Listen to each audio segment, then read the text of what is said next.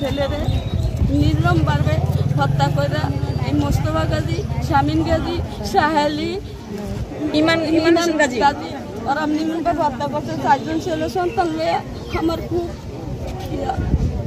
আমি অনেক সহায় বাবা, আমার ঘর বাড়িও ঠিক মতন নাই, কোনো কিছুই না। আমি ছেলে সন্তান নিয়ে কি করবো, কই গিয়া দাঁড়াবো?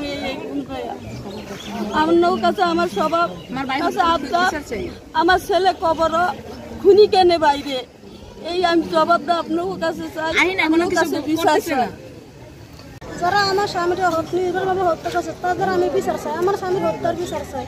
আমার স্বামীর নির্দোষ, তারা কেন স্বামীর হত্যা করছে, আমি হত্যার বিচার চাই। আমি এখানে 4 জন পোলা পানি, আমি এখন কি ব্যবহার করবো? আমার মাথার ছায়া না, আমি সরকারি জায়গায় আমার স্বামীর হত্যা, আমার বাসা বাড়ি নাই,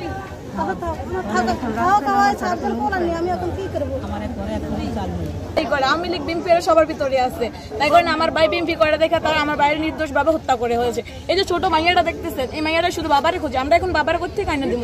আর আমার ভাবি, আমার ভাই, আমার বাস্তা এখন এই ছোট ছোট বাচ্চা নিয়ে ওরা কি করবে? এদের মাথার ছায়া চলে গেছে। আমার বাবার এত আর্থিক সম্পত্তি নাই যে আমার বাবা তাদেরকে দেখবে, কারণ ওরা থাকে সরকারি জায়গায়, আমরা আমাদের কিছু নেই যে আমরা দেখবো। এখন ওরা তো আমাদের কাছে বাবাকে চায়, আমরা বাবার কোথা থেকে নিয়ে আসবো? আমার ভাই বিএনপি করছে দেখে কি আমার ভাইয়ের নিরীহভাবে হত্যা করেছে। আর পুলিশ 24 ঘন্টা সময় দিয়েছে, 24 ঘন্টার ভিতরে খুনিদেরকে হাজির করতে পারে না, তাই আমরা মানববন্ধন করেছি।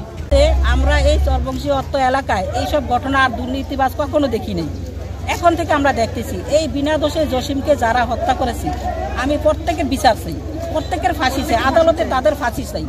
এবং এই যে কত বছরের একটা এই যে বিধবা নারী, এই মেয়ে, এদের ভরণ পোষণ কি করবে?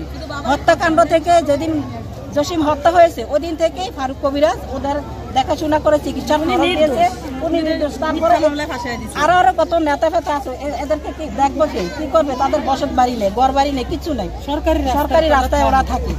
এদের একটা ব্যবস্থা করবেন এবং জসিম হত্যার খুনের আমরা বিচার চাই।